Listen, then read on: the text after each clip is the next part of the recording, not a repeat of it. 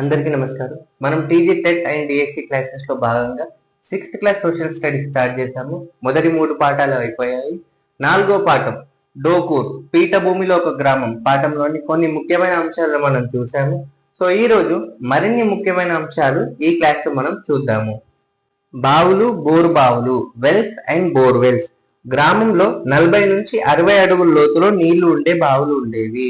అంటే డోకూర్ గ్రామంలో 40 నుండి 60 అడుగుల లోతు, అంటే 40 to 60 ఫీట్ డీప్ లో లోతులో నీళ్లు ఉండే బావులు ఉండేవి. అంటే ఒకప్పుడు 40 నుంచి 60 అడుగుల లోతులు నీళ్లు ఉండే బావులు ఈ డోకూర్ గ్రామంలో ఉండేవి. అయితే ఈ బావులు ఇప్పుడు ఎండిపోయాయి. అయితే ఒకప్పుడు ఉండేవి, కానీ ఇప్పుడు ఏమైంది? ఇప్పుడు ఎండిపోవడం జరిగింది ఆ బావులు. తక్కువ వర్షపాతం ఉన్న ప్రాంతం కావడం వల్ల, అంటే మనం ముందుగానే అనుకున్నాం కదా ఇక్కడ తక్కువ వర్షపాతం ఉంటుంది అని, అందువల్ల చెరువులు పాడైపోయి వాటి నుంచి నేలలోకి నీళ్లు ఇంకకపోవడం వల్ల ఈ బావుల్లో నీళ్లు ఉండటం లేదు. అయితే ఎందుకు ఈ బావుల్లో నీళ్లు ఉండటం లేదు? ఇప్పుడు ఒకప్పుడు ఉండేవి, ఇప్పుడు ఎందుకు ఉండడం లేదంటే వర్షపాతం ఇక్కడ తక్కువ కాబట్టి ఈ చెరువులు కూడా పాడైపోయాయి. సో పాడైపోయి వాటి నుంచి నేలలోకి నీళ్లు ఇంకకపోవడం వల్ల, సో మనకు బావుల్లో నీళ్లు రావాలంటే నేలలో నీళ్లు ఉండాలి కదా. సో ఆ నేలలో నీళ్లు ఇంకకపోవడం వల్ల ఈ బావుల్లో ఇప్పుడు నీళ్లు అయితే ఉండడం లేదు. సో ఇవన్నీ కూడా కారణాలు ఎందుకు ఈ బావులు అనేవి ఎండిపోయాయి అంటే ఇందుకే, నేలలోకి నీళ్లు ఇంకకపోవడం వల్ల. సో ఇప్పుడు ప్రజలు బావులు తవ్వడం లేదు. సో ప్రజలు కూడా బావులు తవ్వడం లేదు. పీఠభూమి ప్రాంతంలో చాలా లోతులో గాని భూగర్భ జలాలు ఉండవు. అయితే ప్లాటివ్స్లలో పీఠభూమి ప్రాంతంలో చాలా లోతులో గాని భూగర్భ జలాలు ఉండవు. సో భూగర్భ జలాలు చాలా లోతులోకి వెళ్తే గాని మనకు దొరకవు ఈ పీఠభూమి ప్రాంతాలలో. అయితే ప్రస్తుతం ప్రతి ఒక్కరు బోర్ బావులు కావాలని అనుకుంటున్నారు. అయితే ప్రస్తుతం ఏం కావాలనుకుంటున్నారు? బోర్వెల్స్, బోర్ బావులు కావాలని అందరూ కూడా అనుకుంటున్నారు. ప్రస్తుతం అందరికి కూడా బోర్ బావులు కావాలని అనుకుంటున్నారు. కొన్ని బోర్ బావుల్లోనే నీళ్లు పడే అవకాశం ఉండడంతో నీటి కోసం పోటీ పడడం పెరుగుతుంది. అయితే అన్నిట్లో మనకు నీళ్లు దొరకడం లేదు కదా, కొన్ని బోర్ బావుల్లోనే నీళ్లు పడే అవకాశం ఉంది కాబట్టి పోటీ పడుతున్నారు నీటి కోసం. ప్రతి ఒక్కరు బోర్లు తవ్వుతున్న కారణంగా గత కొంతకాలంగా భూగర్భ జలాలు ఇంకా అడుగంటిపోతున్నాయి. అయితే ప్రతి ఒక్కరు కూడా ట్రై చేస్తున్నారు కదా బోర్ బావులు కావాలి అని. సో అందుకే ఈ భూగర్భ జలాలు, ఈ గ్రౌండ్ వాటర్ అనేది ఇంకా అడుగంటిపోతున్నాయి.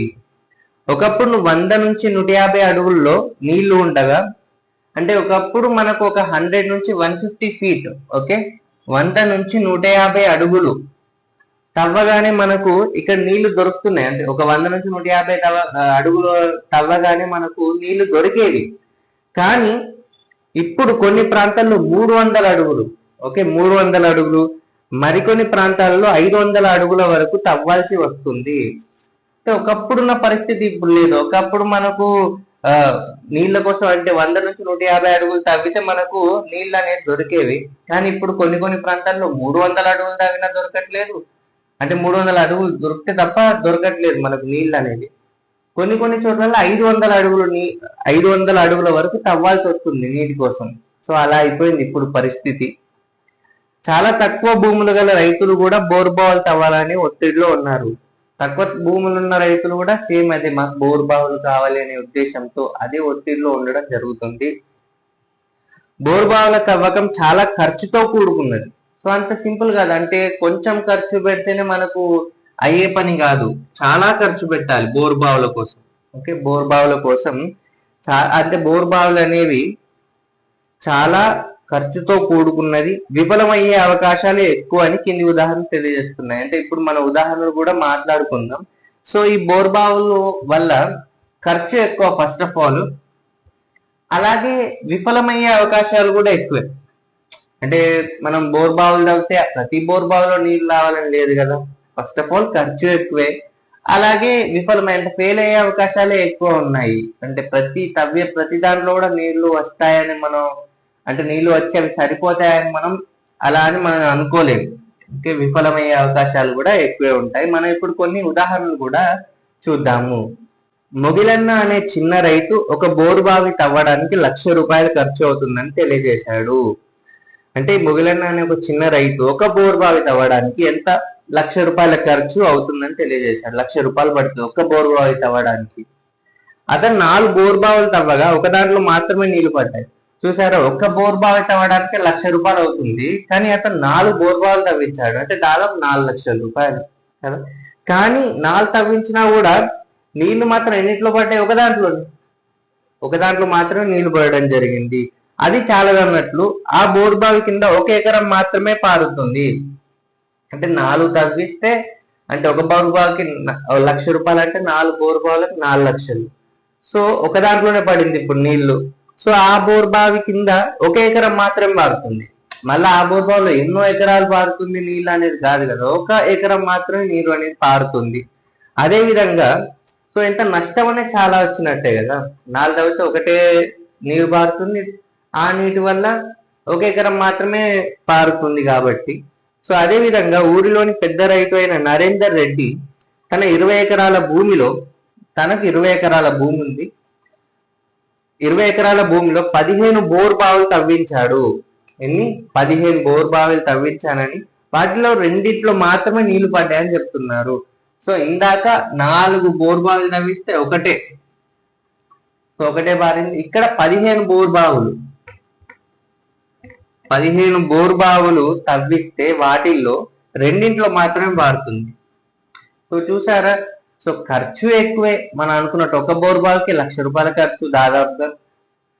పారేది కూడా మనం నమ్మకలేదు, 4 తవ్విస్తే ఒకటే, అలా ఇక్కడ 15 తవ్విస్తే 2 మాత్రమే పారుతున్నాయి. సో అందుకే ఖర్చు ఎక్కువ, విఫలమయ్యే అవకాశాలు కూడా ఎక్కువ బోర్ బావుల వల్ల. బోర్ బావులు ఖర్చుతో కూడుకున్నాయి, విఫలమయ్యే అవకాశాలు ఉన్నప్పటికీ రైతులందరూ ఈ పద్ధతిలోకి మారిపోయారు. సో ఇన్ని మనకి ఇక్కడ ఖర్చు ఎక్కువే, విఫలమైన అవకాశాలు ఎక్కువ అయినప్పటికీ కూడా దాదాపు రైతులందరూ కూడా ఈ పద్ధతిలోకే మారిపోయారు. ఈ బోర్ బావులు తవ్వించడానికే, అంటే ఈ పద్ధతి వైపే వస్తున్నారు. గతంలో చెరువుల వ్యవస్థ బాగా ఉన్నప్పుడు, అంటే గతంలో ఏముండేది, గతంలో ఇవన్నీ లేవు కదా, ఈ బోర్ బావులు ఇంత లేదు కదా.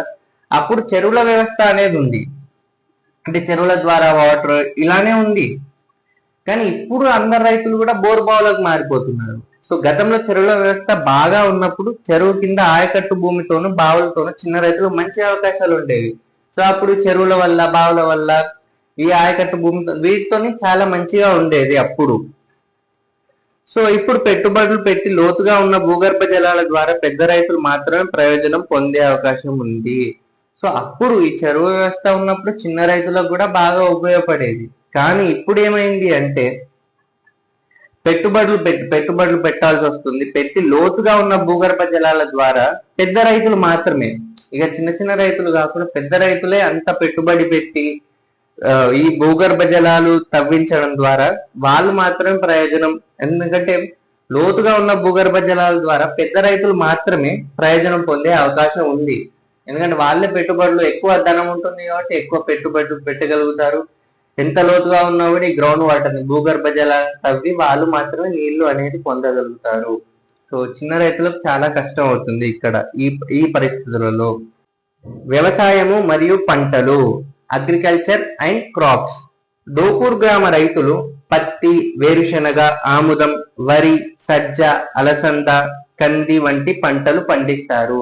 అంటే డోకూర్ గ్రామ రైతులు ఏ పంటలు పండిస్తారు అడగవచ్చు. ఏంటి అంటే పత్తి, వేరుశనగ, ఆముదం, వరి, సజ్జ,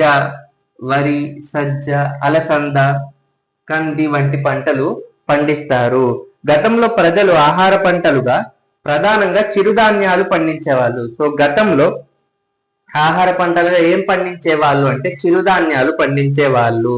నల్లరేగడి నేలల్లో పత్తి పండించేవాళ్ళు. సో ఇక్కడ క్వశ్చన్, నల్లరేగడి నేలల్లో డోకూరు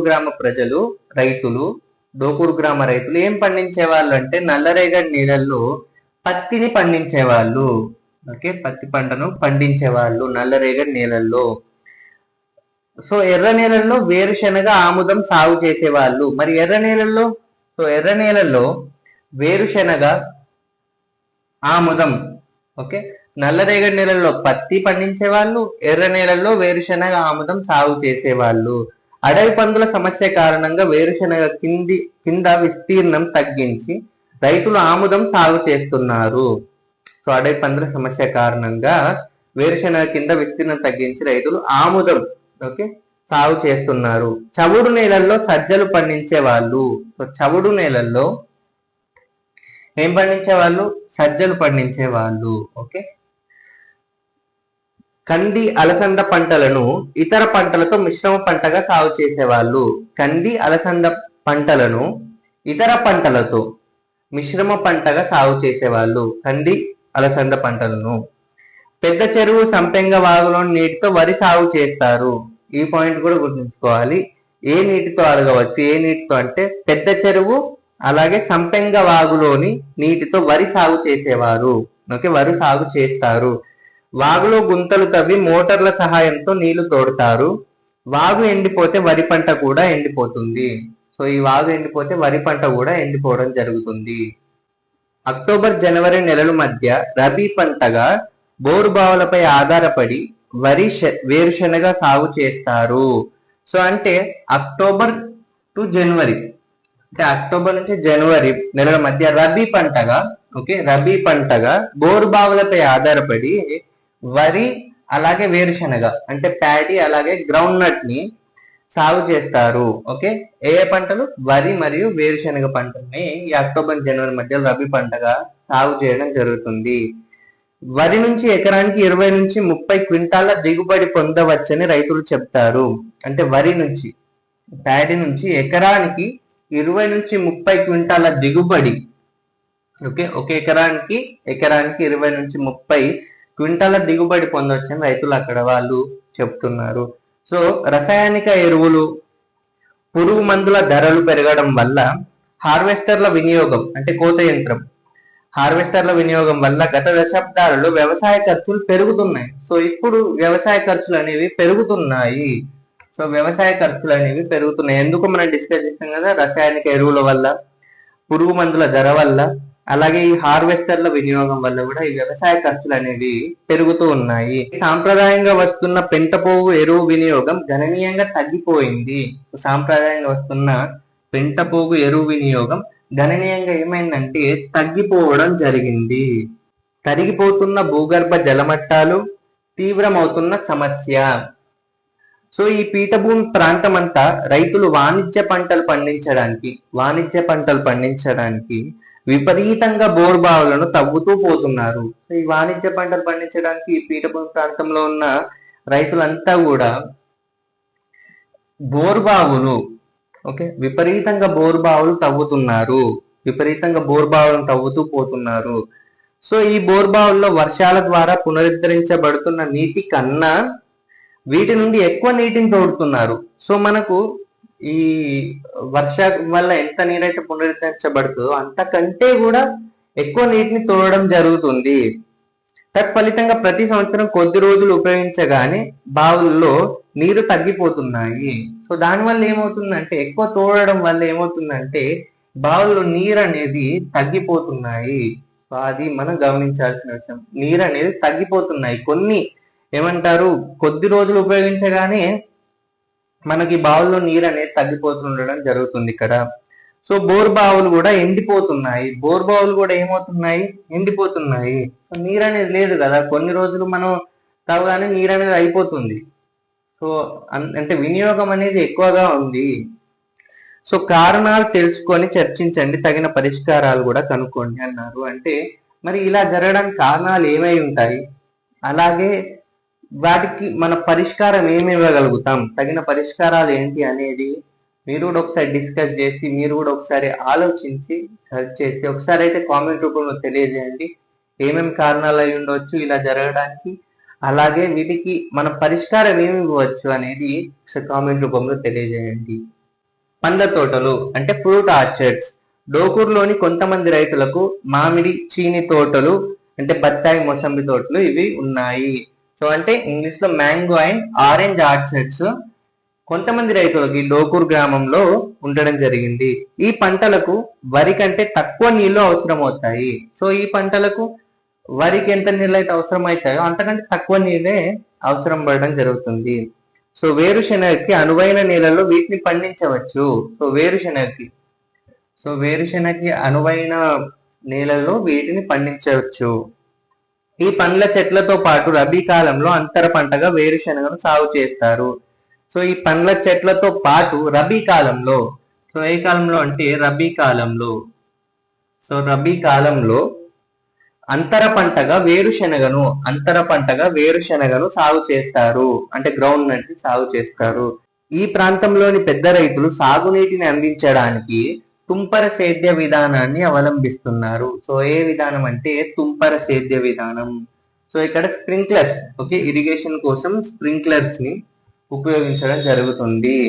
సో ఈ క్లాస్ లో మనం డోకూర్ పీఠభూమిలో ఒక గ్రామం పాఠంలోని కొన్ని ముఖ్యమైన అంశాలను చూసాం. సో వచ్చే క్లాసెస్ లో మరిన్ని ముఖ్యమైన అంశాలు చూద్దాము. సో ఈ క్లాస్ కనుక మీకు నచ్చినట్టయితే లైక్ చేయండి, షేర్ చేయండి, కామెంట్ చేయండి, అలాగే సబ్స్క్రైబ్ చేయండి to Vamshi Krishna Academy. Thank you.